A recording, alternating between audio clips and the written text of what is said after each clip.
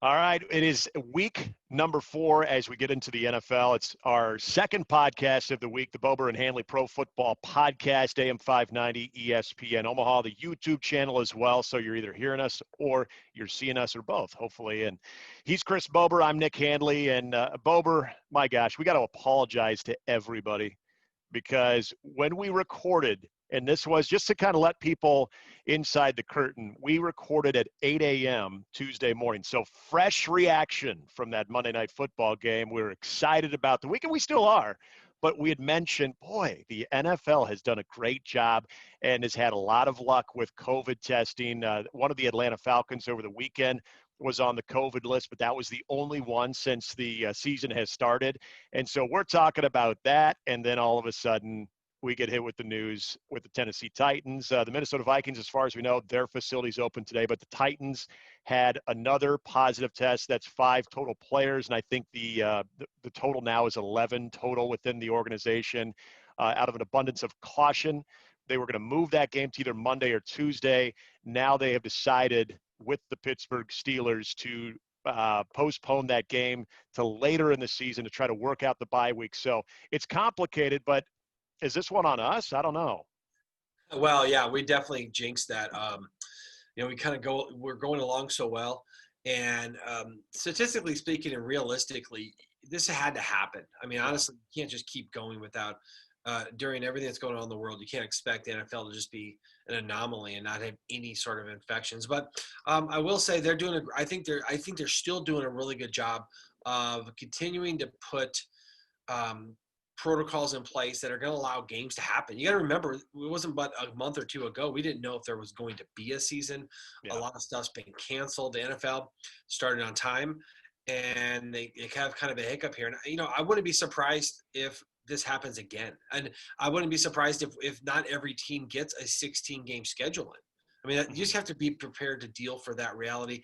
I don't know what that looks like. I don't know if, someone comes in and they're, 11-4 because they've only had 15 games. How's it going to count against a team that goes 11-5 or 12-4? So I think those scenarios later in the season are going to have to play out because, again, this won't be the first time. I really highly doubt it's the first time. And hopefully it continues to be just like small cases like this where a game or two gets affected and not like an entire weekend or something like that. Yeah, and I think just even the Vikings taking the precaution, even though they had no positive tests, which is I mean, that's good news. I mean, this thing could have been worse than what it was. The Vikings seem to be in the clear, and we cross our fingers that's the case throughout the rest of the week. Again, they're supposed to be in their facilities today, so good to hear that. And, yeah, I mean, you're absolutely right. This is something that it's going to happen. And I've talked about this on my radio show about college athletes, that as soon as somebody tests positive and there might be a small outbreak, we're going to be quick to say these student athletes are being irresponsible. They're not doing the things away from the facility that they should be. And honestly, Bober, you and I know that might not be the case. We got to be very careful on who we blame and say, well, these guys aren't taking it serious because it's still a pandemic. And I thought Mike Vrabel said the same thing, said, this is just something that is going to happen. And so you hope that it's at a minimum, but I know all of us want to say, well, what were they doing? Were they not taking this thing serious? And that simply might be the case of they were taking it serious, but somebody that they interacted with unfortunately had it. It could be a fluke type thing, and then all of a sudden you get a mini spread. Well, it was a random group. It was a long snapper, a D lineman, I mean, it's not like it's all the O-line or all the DBs or whatever. It appears something got in there, and like Mike Vrabel said today, there's no one to blame, really. We're in a pandemic. We're lucky to be playing football. So I think they're doing a good job. There will be more of this coming up, and there will have to be more just uncertainty is going to be going forward. I mean, can you imagine if you're like, Vegas and taking bets on these things? Right. The Vikings were going to have to play a game without, or someone's got to play a game without practicing, and the line was at 7, and then by the time it opens back up, it's at 2. It's there's going to be all kinds of weird stuff that goes on from this that we're just not even touching the surface of what's going to happen. Yeah, I'm glad the NFL decided to kick this down the season a little bit and not go Monday and Tuesday, because what are you supposed to do with the Steelers? Like, okay, Pittsburgh, you cannot practice until the Titans can practice. To me, that's the only fair way to play the game. And if you let the Steelers go back to work yesterday, they're having a full week of preparation. Nothing's changed in their routine. And then all of a sudden the Titans have Saturday and Sunday maybe to get ready for a Monday night game. To me, that's not right, because what we continue to forget about during this pandemic, Bober, is there still is a heavy emphasis on player safety. And if you do not give a team adequate time to prepare, I would be concerned about player safety. So I'm glad the NFL said, hey, you know what? It sounds like we're maybe trying to rush this thing so it doesn't become inconvenient, and then kind of maybe stopped, took a deep breath and said, hey, let's push this thing down, make sure everybody is safe through the pandemic and also safe physically. That's how I looked at it. I think this is the right idea, and I think this is the right thing to do for the NFL. And what's going to be interesting, honestly, is so what they're talking about doing now is not playing week 4. So they're going to take Pittsburgh, Tennessee, move it to week 7. The problem is Pittsburgh isn't have a bye week that week, but they're playing Baltimore. But they could be moved to week 8. And then we start talking about bye weeks. What does it mean when you have bye weeks? Now, when I was a player, when we had a bye week, the coach gave us pretty much the entire week off, and we went home. Right, we literally took a week off. We either went home and saw our family. Younger in our marriage, my wife and I would go to like a bed and breakfast for a long weekend and just chill out. Are they going to let players go home on bye weeks? And is it fair that now Pittsburgh and Tennessee are practicing, but they have a bye week, but they don't have a bye week? Yeah, it's going to be later. It's going to be. These things we're going to see the after effects of these later in the season on what the bye week means and whether or not it's fair or not the teams do or don't have bye weeks. Can players go home on bye weeks? All that stuff is way up in the air, but they've done a good job of at least making things right so far. And I think they'll probably do that again. Yeah, the flexibility of the NFL is going to be one thing, but the organizations as well, like you brought up, how you actually handle normal bye week compared to, you find out 3 days before you're supposed to play. Oh, okay, this is now your bye week. So look, this is unfortunate, and this is this is what we're seeing in a global pandemic. Is people have to be willing to pivot when they have to, and unfortunately, it happened to the Tennessee Titans. It's happened to the Pittsburgh Steelers. We'll see what other teams might get affected throughout the year, but this is just unfortunately a time that those traditional bye weeks and those breaks that you typically get throughout the season may not be there, or at least may not be at the same sense that you know it. And that's just what people are going to unfortunately have to deal with this year. And you hope everybody's able to do that in a way of understanding, in a way that they can still be effective with their following games coming up. Yeah. And speaking of games coming up, we have 7 teams coming into this week 4 that are 3-0. Now, of these teams, so they're Buffalo, Kansas City, Green Bay, Seattle, Tennessee, Pittsburgh, and Chicago. I mean, do you want to just automatically put the Bears at the bottom of this list? But no. We'll give them 3-0. I will give them 3-0. But obviously, the Bears, we wouldn't expect them to go undefeated or don't have a huge expectation for them. I mean, that's No. realistic. But as far as I'm concerned, I mean, I think teams like Buffalo, Kansas City, Green Bay, and Seattle, I think they're the real deal. Those are teams that are leading their division. I think they're going to lead their division. Buffalo, the big thing for me is, can Buffalo get past New England in their division? New England's not bad, right, and they're just an unknown right now, right? Kansas City division isn't as good as we thought it might be, so they probably will skate through. Green Bay, same thing. They don't have a tough division. Seattle doesn't have a defense. I mean, I don't know how long you can expect Russell Wilson to throw 5 touchdowns a week. I think that's going to be hard. Plus, the NFC West is tough. And then, of course, I think Tennessee and Pittsburgh are in my mind, kind of wait and see. Yeah, I'm with you on those two. They're kind of like the 7th seed. I think they're playoff teams. I just don't expect them to be, teams that maybe win a division. We also got a lot of 2-1 teams that are good too. So those a lot of things are going to happen. The Bears, of course, are 3-0, which gives them a buffer, but they do have Green Bay in their division. Of course, they have to play them twice, and I don't know, they're not as believable because they still have Nick Foles who may or may not make it. You don't have to sugarcoat it for me, Bober. You don't have to sugarcoat it. But I think those things. No, what I would say, I think Chicago. Yeah, I think you start with, if we're going weakest to strongest in the 3-0 teams, there's no question. It's Chicago. And yet, here's what if you're a team like Chicago, or even to maybe a little bit higher level Tennessee, you're not going to apologize for being 3-0 because when you played the way that those teams have, where it could have gone either way, Chicago easily could be 0-3. So you are looking for the ball to bounce your way, especially early in the season. If you feel like you still got a lot of work to do, that instead of learning by mistakes that actually cost you a game, as opposed to making enough plays at the end and getting a little luck on your side and going to 3-0, that can start creating a little bit of belief within the organization. What I'm so fascinated to see, not just because I'm a Chicago Bears fan, but to see what this team does look like with Nick Foles. Is there a true belief that this is the guy that can get more out of their offense than what Trubisky did? And if so, does that carry over to the defense? Does the defense sort of have a little bit more energy like we saw in the fourth quarter against the Falcons?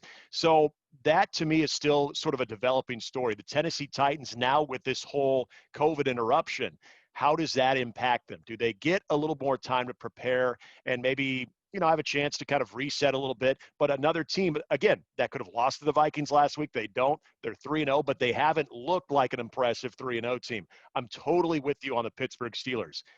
I love what they're doing defensively because I think out of all the teams in the NFL, and we've talked about this, just haven't seen a lot of great defenses. They've played good defense. So are they going to continue to evolve offensively as Big Ben kind of gets more settled in? Does this defense continue to sort of strengthen? That could be a team to watch. And the other team you brought up, not Pittsburgh, but that I totally agree with you. Green Bay up there in the Chiefs, in Seattle. uh, Seattle you bring up too. I love where they are offensively, and I'm curious if they're one of those defenses that as time goes on, they will get a little bit better. They'll learn how to adjust with the empty stadium environments because we talked about that possibly being a factor. Maybe they can do that. The teams that look for real right now, I think, are still maybe you can count on one hand, and I think that's I'll start with Kansas City. They look for real, obviously. Green Bay looks so good right now. And then, honestly, I am a believer in Buffalo, but you're right. With New England, you got to overcome that obstacle, and New England's good enough that they could catch Buffalo. But I like the fact that they are now winning because of Josh Allen and not despite Josh Allen. So the three teams that I would have that are 3-0 that I think are for real right now are Kansas City, Green Bay, and Buffalo for sure. I'm intrigued by Tennessee. I'm intrigued by Pittsburgh. I think that they could definitely be something.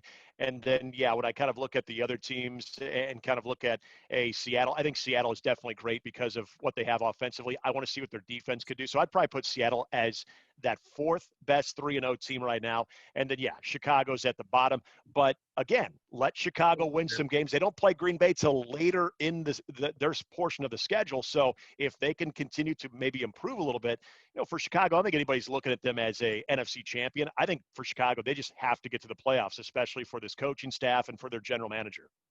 I'm right there. I'm right there with you. Now, tell us about, and you brought this to my attention, and I guess I've seen a little bit. So like a team like North Dakota State, we got the COVID era that we're living in, and they're playing just a one-game showcase. Now, it's funny because some of these college teams are playing, but I think the NCAA is still giving an extra year of eligibility. Yeah, So it's kind of across the board. You got the Big Ten's now playing. Some schools have already been playing.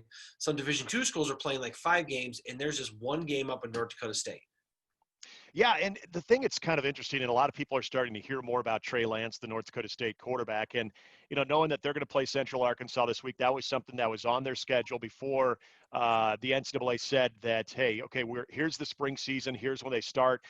The Missouri Valley Conference with North Dakota State plays in. They now have their schedule for the spring, so they're still going to be able to play this one game though, and by playing that game, they've had a month of normal practice time too. They could do 20 hours a week as opposed to 12 hours a week. And look, the reason this game is getting played is because of Trey Lance. I mean, I know for the fans and for all the other players, this means a lot to them personally too. But I think for Trey Lance, this is a great showcase. And, Chris, you played at UNO at a Division II.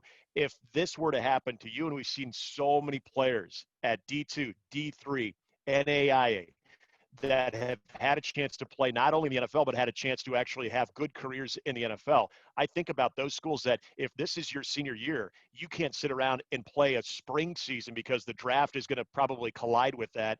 You look at a game like this, that I think you're putting everything out there. So even though a lot of the focus is going to be on Trey Lance, I would start looking at those rosters and say, okay, is anybody else at least draft eligible? And can those guys also have a good performance that maybe they'll say, you know what, I'm also going to opt out of the spring and be a part of the NFL draft because this means more to me than finishing out a year that, quite frankly, again, in the spring, we don't know if there's going to be interruptions. We don't know what that spring season is going to look like. So I'm glad that they were able to do this, especially to see a quarterback that, quite frankly, people are comparing to Justin Fields and Trevor Lawrence. Trey Lance is a guy that they think could be a first rounder. Yeah, I'm interested to see how this all plays out for top level Division two and NAIA players, because there is a little bit of a difference. Like I was an All-American my junior year. I had aspirations to go into the NFL. I had measurables off the charts, but I needed to play really, really well my senior season to even be considered getting drafted. And turns out, even as one of the best players in Division two, I didn't get drafted. Right. Yeah. So I wonder if you're just going to see kind of a deficit of Division two NAIA lower players getting drafted and picked this year, because if I'm in that situation, I need to play another season. I'm not going out and being draft eligible because I need another season of film. So you might see a lot less guys picked up this year that just choose to go through their senior season again. So the attrition is going to take some of those guys out of it, but a lot of prospects, I would probably recommend staying in school, going another year, and hopefully there's a fall season next year so they can go back into the draft for the next year, because I wasn't good enough to get drafted even with 2 All-American seasons.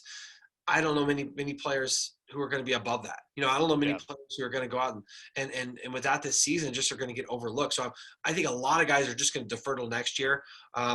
We'll see what they get done in the spring, but hopefully you just put that refocus back on next fall.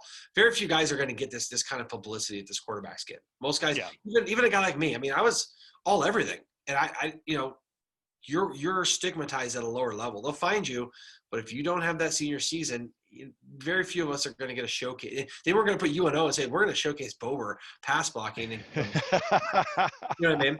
So that would fill the stands, man. That thing would be like standing room only.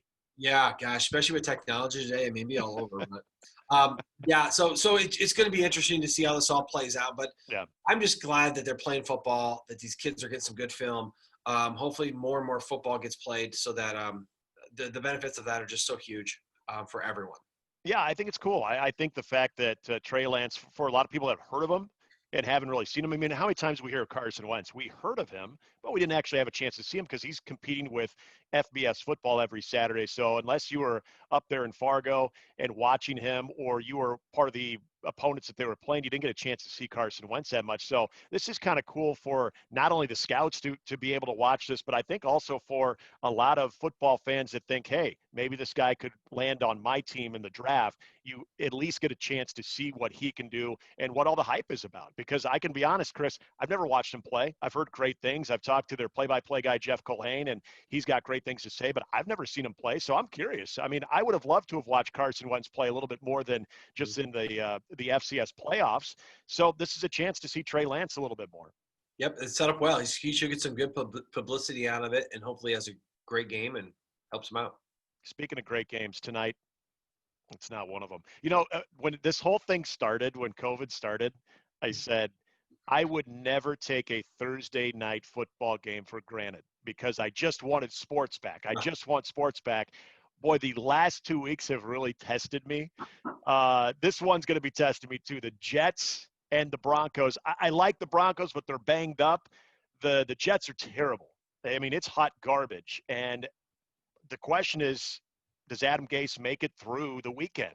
Well, if they win, maybe he does. If they lose, though, and I think they will lose tonight, I don't know how you keep going down that road with Adam Gase. Well, the most interesting thing about this game, and of course, it's not super worthy of a lot of info here, but the line has actually moved 4 points this week, right? So starting out this week, actually, Denver was favored by like 3.5, or by 2.5.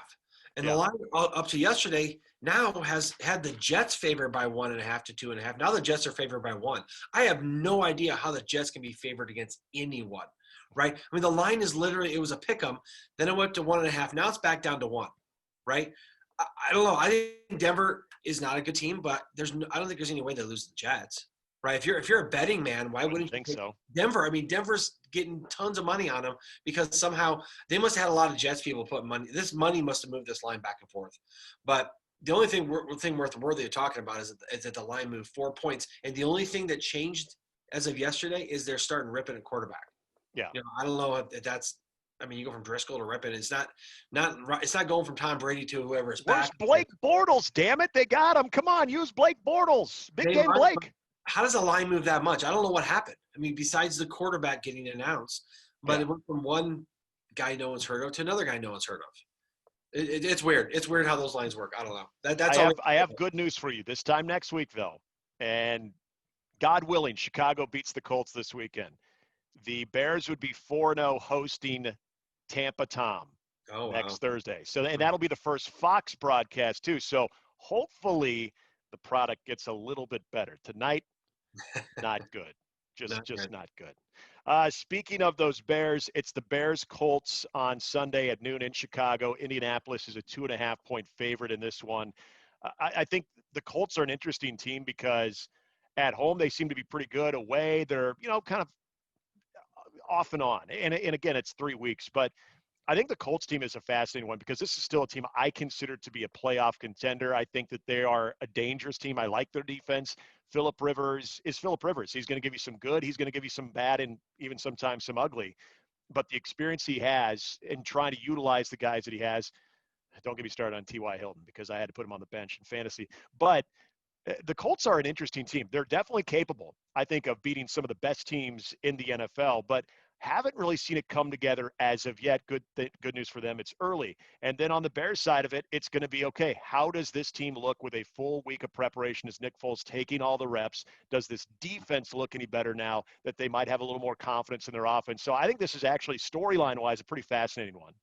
It is. The biggest storyline I don't think people are talking about is the Colts defense, Yeah. right? And that's why I would take the Colts at -2.5 because Chicago really can't run the ball, and except for like a quarter and a half of Nick Foles, they haven't done a ton on offense either.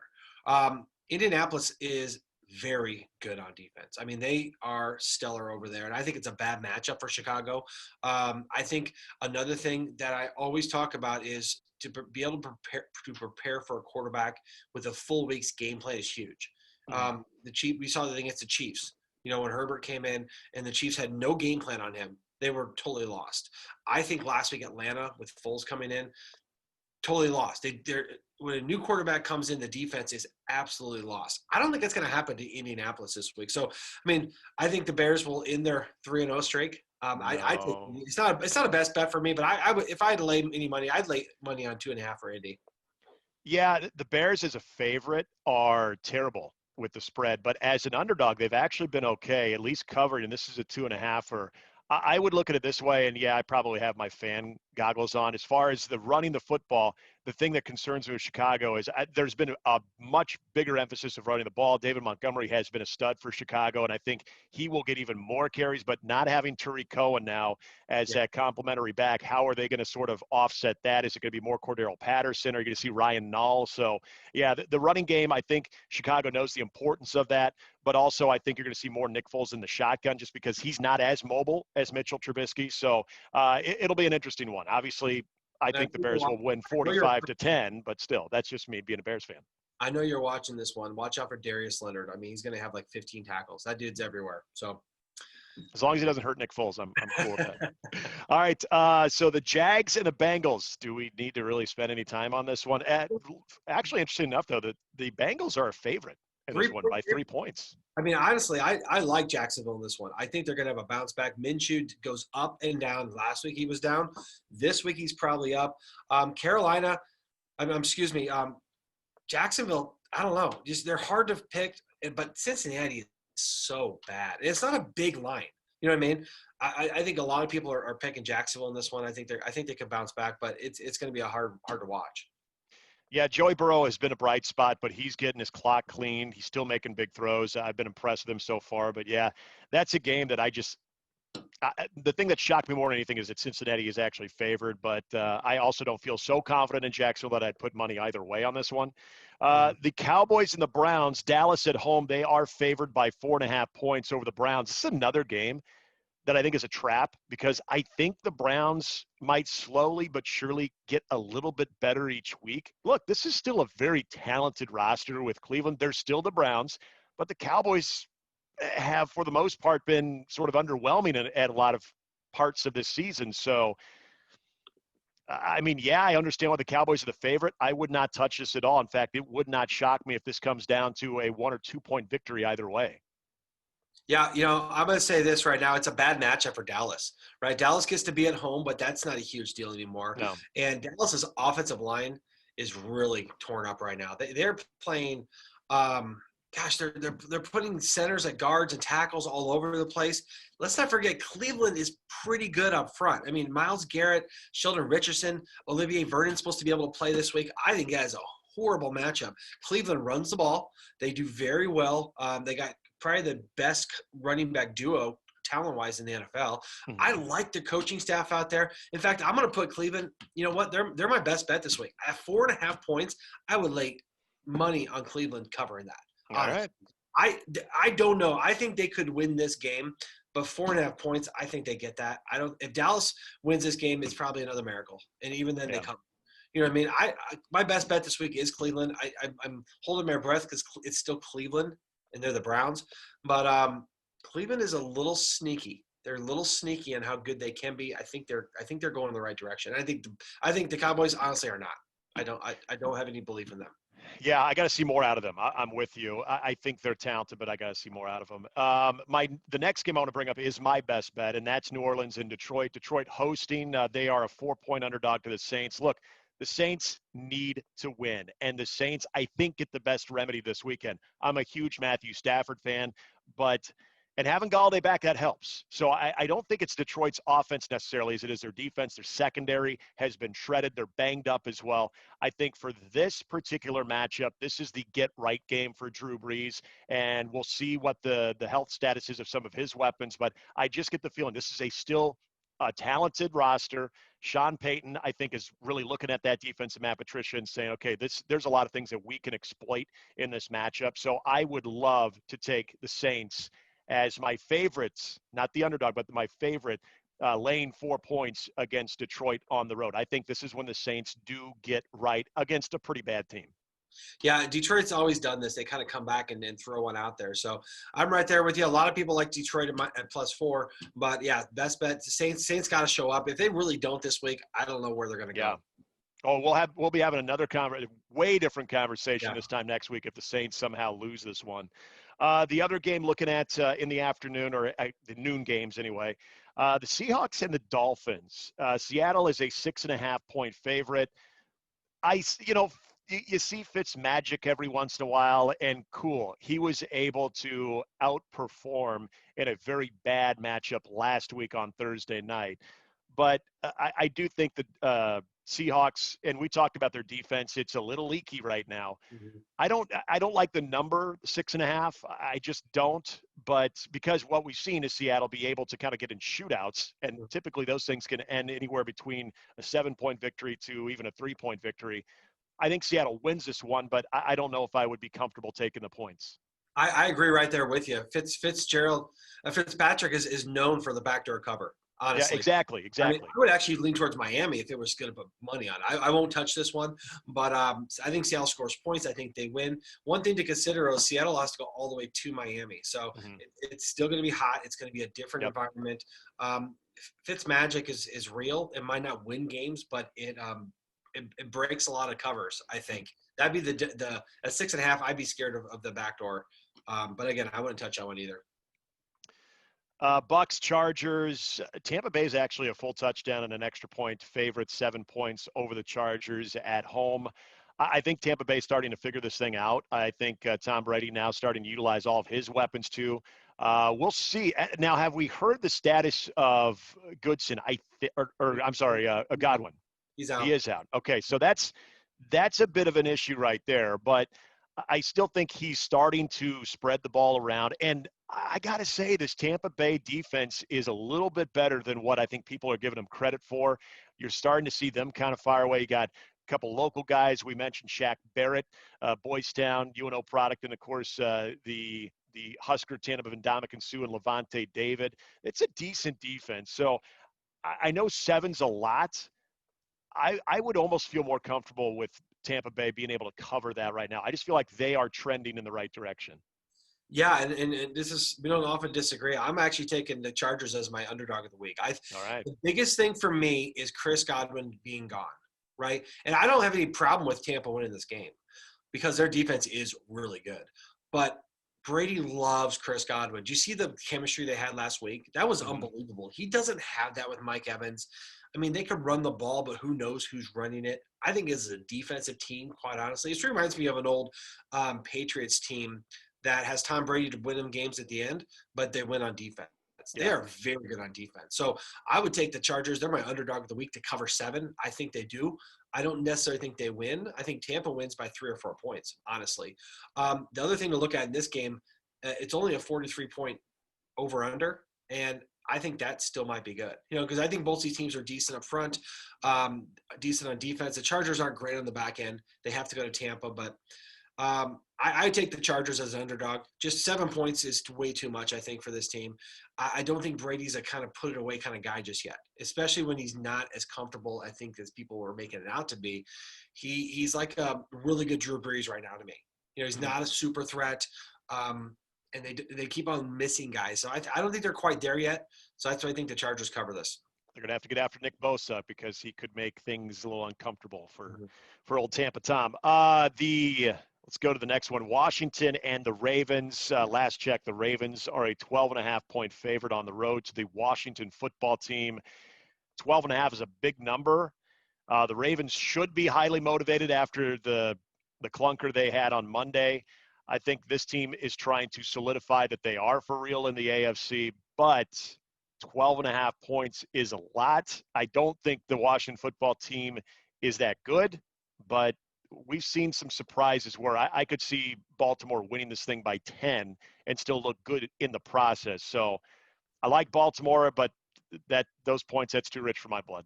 And I wouldn't bet this either, but I would not be surprised if they win by 20.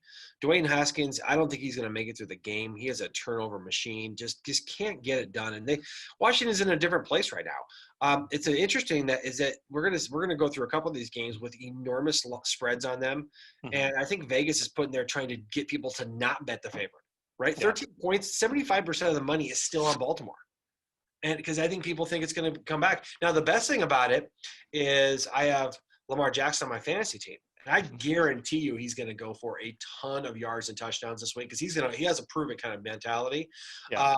I love it. So I love that part of it. But I don't know how anyone can lay 13 points. That's a big number.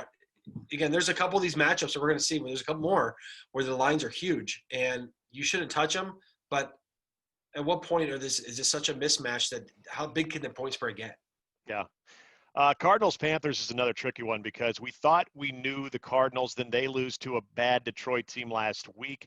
I think we were reminded that Arizona still has some proving to do, even as exciting as their start has been. The Panthers, maybe not as bad as we thought. I mean, they're a scrappy group. Teddy Bridgewater's a good quarterback. He has some weapons offensively. It's whether their defense can do anything, especially in their secondary. I mean, I would think that the Cardinals have a lot of opportunities, especially with that air raid offense, the Cliff Kingsbury attack. But the Panthers, I'm more curious to see like what they do in the next couple of weeks. I think the Cardinals win this one. I think the number is probably about right, too, because I could see the Cardinals winning this by a touchdown because I just don't think the Panthers' defense is very good at all. But offensively, I think they can do some stuff. This could be another one of those shootouts. Yeah, and I hate a 3.5-point line. I mean, it's like if you can't get 3, why would you bet 3.5? Yeah. A lot of the professionals that I've kind of heard, they talk about never bet 3.5 or 7.5. Like if you can't get it right before the game at 3, leave it be because they've got it figured out somehow. So the thing about it is I think it's a good matchup. I mean, I think the points are good. I think Arizona covers on this one. I wouldn't put money on it because there's something with that line. Yeah. But Arizona should look to bounce back. Texans, Vikings, Houston is a 4.5-point favorite, and this is going to be my underdog of the week. I am taking Minnesota If they, to I mean, are they actually. on? Are they playing? Did they discuss where they're playing? Yeah, I mean they're fine. They're back in the facility today, so they should be okay. They maybe lose a day of preparation, but look, the Texans. One of these teams is got to win, and both of these Well, teams are they said that expected to be last week. playoffs. They said that last week, and there was a tie. That is true. Yeah, that is true. And sorry, Eagle fans, but I think the Vikings. I love what they did offensively last week. I really do. I know their defense is struggling right now, but the Texans, with what they have offensively, starting with Deshaun Watson, I don't think they've really utilized those weapons. And I know they've played a brutal schedule to start. I just kind of believe more in the coaching matchup in Mike Zimmer versus uh, Bill O'Brien. So I'm going to take Minnesota to at least cover a 4.5-point spread. They might still lose, but it might be a lot like last week where they lose by one. I'll take the Vikings getting 4.5 in this one. Yeah, that line's gone up since I've looked at it too. This is just a survival mode for both Yeah. these teams. Who'd have thought October 1st we're talking about Minnesota and Houston having 0 wins? The loser of this is literally done. This is a desperation game. This could be the Wild West because this is like throwing haymakers. So Yeah. I wouldn't touch this one. I like your underdog of the week. I just don't know. They're both underperformers. So let's see what happens. You did bring up, though, as far as the Vikings having a little interruption in their routine. We'll see that. I mean, that could be a difference too. That might help Houston. We'll find out. Giants, Rams, your Giants, a Giants 12-point are dead to me dog. this year. I can't believe they couldn't even come close to being my underdog of the week last week. I know. 13. What'd you got? 13 on this one? I got it down to 12 right now. Wow, 13. Still. 12, I mean, wow. It looks like the Giants got to go to the West Coast. That is this recipe for disaster. Again, I literally think Vegas is trying to get money off of these big favorites, but Yeah. it's still way too big of a number because the Giants. Let's remember the Steelers. They came back. The Bears. They came back. They are classic playing good in the fourth quarter of a game. It doesn't matter. So the Giants as an underdog will be more intriguing than the Rams. Might see more Devontae Freeman for the Giants Yeah, as well. they signed another running back this week. I think they were trying him out, so they're going to everywhere to look for talent. Another game in the afternoon. Okay, so we are now in our afternoon games. Patriots, Chiefs, this is going to be fantastic. I think Bill Belichick, at least defensively, this is when he loves to scheme. This is when he loves to throw things at a very talented offense and quarterback that maybe they haven't seen. Sometimes it works, sometimes it doesn't. But I'm really curious to see what the Patriots defensively try to present to Patrick Mahomes. The Chiefs are a full touchdown and extra point favorite, 7 points at home at Arrowhead. Again, I think the attendance is still right around 16,000 that they're allowing to Arrowhead. So not the huge Arrowhead home field advantage that you typically get, but I think the Chiefs will win this one. I'm just more curious to see how much they can do offensively because I do feel like Bill Belichick is going to have something to try to throw at this Chiefs offense. I do too. I'm right there with you. I think 7 is too big of a number against Belichick, honestly. New England, the biggest thing for me is going to be how does Cam Newton play in a game like this? We haven't seen him play in a big-time game yet. Obviously, the Chiefs as world champions. They came out of nowhere last week and shut down the Ravens, which bodes well for them shutting down Cam Newton, I would think. It's just what Kansas City's going to try to do to the Patriots defense. They've done it for 3 years in a row now. They'll have some good, they'll have some bad. I think they're way more talented. I just don't know if Belichick doesn't find some way to keep this thing close, even if they don't win it. But with that being said, I'll still ride the points for the mustache, okay? Okay, that's right. Because that thing started to go into a goatee, by the way. This isn't like full stash. I don't know. I have mixed emotions about this thing. But what I'll say here is I will bet the mustache against 7 points and the Chiefs winning. So I didn't think they're going to cover last week. They did. I kind of don't think they're going to cover this week. I'm kind of giving my wife a gift here. Trying to get this thing out of here. I can't do it voluntarily. So I'm taking the Chiefs at 7. I wouldn't say it's a best bet to put my money, but I am putting my mustache on it. Okay, so if the mustache prevails, I think you got to take the chin down a little bit because we're getting a little more goatee-ish. So I think you're kind of cheating there too. I'm just kind of gave up until a decision is made right now. Okay. All right. And, speaking of defense, too, real quickly before we move on from this game, Tyrann Mathieu, let's see what his role is in trying to neutralize Cam Newton, because this is the role that I love Tyrann Mathieu in. So I'm curious to see how that one plays So out. Chiefs had a great plan last week. Their D line contained Lamar Jackson. I think Lamar Jackson is going to be easier to contain Yeah. than Cam Newton, honestly. Yep, totally agree. Raiders, Bills. Look, I love Buffalo. They are in Vegas against the Raiders. I think the Raiders are still a very intriguing team. I think they're also a talented team.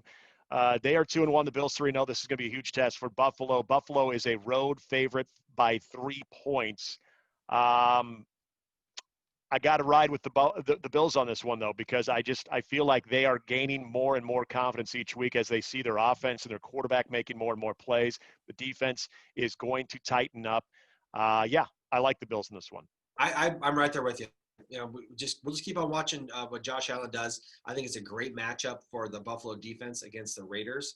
Yeah. Belichick showed how to shut down their tight end last week, Waller, and I think Buffalo is actually more talented on defense. So I think they'll do the same. Oh boy, the Sunday night game could have been really awesome. Could have been really fantastic. The Niners and the Eagles. Well, first of all, you got Jimmy Garoppolo with a bum high ankle sprain, so Nick Mullins will get the start yet again. He looked good last week. I'll give him that. The defense is without Joey Bosa for the rest of the year. We know that. We could see Deebo Samuel this weekend. He returned to practice yesterday. He came off of that Jones fracture back in June. That's a boost for the 49ers offense if he can play. Raheem Mostert's still out, obviously. But this is an Eagles team that, it's now or never in 2020. They have got to perform. Carson Wentz has got to look better. The Niners, even banged up as they are a 7-point home favorite Sunday night. It's tough for me to say that the Niners not only win this game, but I think the Niners can win this thing convincingly, because the Eagles have done nothing this season to inspire that they will be competitive in this football game, in my opinion. Yeah, and the Eagles are scrappy. I don't like 7, so I don't think I'd pick the line here. But let's not forget here, the Eagles have to travel all the way out there, and Niners are actually kind of bouncing back from some injuries. So I would put money that they win this thing straight up. But 7 points is hard, because I think Wentz is scrappy. You saw last week how he came out and made some plays at the end. A backdoor cover would not be surprising here. But I think that the Niners will do enough to win this game. The Monday night game, again, if the Packers are a 7.5-point favorite, and I'm sorry, I think that's a sucker bet, because I feel like we're all probably thinking the same thing when you see that number. Like, okay, give me the Packers laying 7. Hell, give me the Packers laying 10 in this one, because the Falcons are a mess. But every year we see this where it seems like a team is zigging, they zag. Mm-hmm. Is this the weekend that the Falcons can finally get a lead and close it out? Because, again, Bober, it's not been their offense. Their offense has been just fine. We'll see if Julio Jones can give it a go on Monday night. He's got the extra day to prepare. He sat out last weekend against Chicago. Between he and Calvin Ridley, they've got great wide receivers. You've got a great experienced quarterback in Matt Ryan. You still do have an offensive line, and they've got Todd Gurley. They can run the football. It's their defense, and Aaron Rodgers is feasting off of some very average defensive play right now. But I just don't believe in the Falcons. They got to give me a reason to make it think that they can do 4 quarters of actual football. I do not see how they can even compete with Green Bay this weekend. Yeah, this one's almost too good to be true, right? Right. We saw this line at 7.5 yesterday. It's down to 7. If I was putting money on it, if you jump this thing below 7, I'd lay it. But I mean, they should win by 2 touchdowns. Right. Mm-hmm. Green Bay is they're turning out to be one of the better teams in the NFC, because they actually do have defense. They're playing at home. Atlanta, they're on the verge of collapse.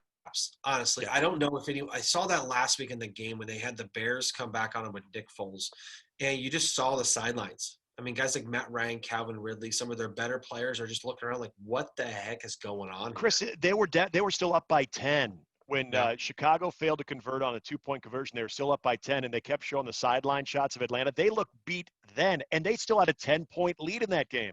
And that was Nick Foles. What are they going to do with Aaron Rodgers, who is a killer? I mean, he's probably going to have 5 touchdown passes. I would, if there's some kind of prop bet on the side for over/under, if it's 3, I'd take 3 or over for touchdown passes, honestly. So you're saying Aaron Rodgers is a fantasy play this week? Oh, yeah. I wish I had him. Or any of the receivers. Or Alan actually, Lazard. Hey, speaking of which, big pickup on the waiver wire if you can get him. Alan Lazard, especially if Devontae Adams can't go. Alan Lazard, there's a little chemistry there with Aaron Rodgers. Get some big plays out of him. well, that the fact I think Calvin Ridley's a good play too. I mean, the guy with Julio Jones probably out again, gets a lot. Anyone on Atlanta's team for fantasy is amazing. Now, don't count them to win a game, but for fantasy wise, Atlanta is the fantasy sweethearts. They always play from behind. They play ahead and they got to come back. They're either going to be playing from behind or, I mean, there's a lot of stats that are going to go on for Atlanta, but probably not a W. Is what I would say. Oh, that one could get ugly. It could really get ugly. And then here's the best part, though. If Atlanta's up by like 28 points in the second half, we know that'll be dramatic too because they won't be able to hold that lead. All you got to do is score one touchdown where they're up by 21 and they'll already be thinking about it. It just reminds me so much of my Giants when I was out there and we lost the game that we gave up, this huge comeback in the playoffs. And we even played another season under Fossil. We just never recovered. It's just something happens where you're blackballed or something. I don't know what it is from winning. It's just what it is. Now, before we close up, we don't have to discuss this, but something to look forward to is The Rock says that the XFL is coming back in 2022. The Rock says it's back, baby. The Rock says know your role, and that's XFL 2022. That really is exciting. Hey, you know what? It's always good to be able to look to the future, look forward to stuff, and that's something that we can all look forward to is The Rock and the XFL in 2022. I want to see The Rock out there with this holding this thing up. The Rock says know your role, and he does a little eyebrow thing. Bunch of jabronis out there. Yeah. So, I mean, out of all the week 4 matchups, I mean, is it the Chiefs-Patriots? Is that the one that gets you the most excited right now? I would say overall that and I mean, I want to see Buffalo play. That's a great game. Chiefs Patriots is going to be, I think, an AFC kind of matchup too because the Patriots are going to be in the playoffs. Yeah. It's just like kind of a preview going there. And then, of course, I mean, there's a lot of good close games here. We're kind of shaping our season here, and this is the time of year that teams sometimes falter. So don't be surprised if some of these good teams just kind of get caught up in being undefeated and just get worn down and do it. The Bears 3-0. Foles magic, baby. Foles magic. Let's go. You got like 6 games for him. So it's probably right. Hey, if he can win those games, I'll be happy though. Yeah. All right. Well, it should be a great week there. Yep, can't wait for it. And, of course, we'll be back with you next Tuesday. We'll react from the Monday Night Football game, the Packers-Falcons, and all the Week 4 action. And then, of course, our second podcast next week, we will preview all of the Week 5 action here on the Bober Handley Pro Football Podcast. Love that you're watching this. Love that you're listening to us. And we will see you next Tuesday. Have a fantastic weekend. Bober, enjoy it. Hopefully I see you with even if the mustache there. Again, take the chin part down. Well, something. I don't know. All I know is I am still 4-0 in my fantasy league too, or 3-0. So let's get there to 4-0. We'll see what we can do there. I'm an ugly 1-2, so I need to come back too. So we'll see what happens. Long season, man. See you, my man. All right, buddy.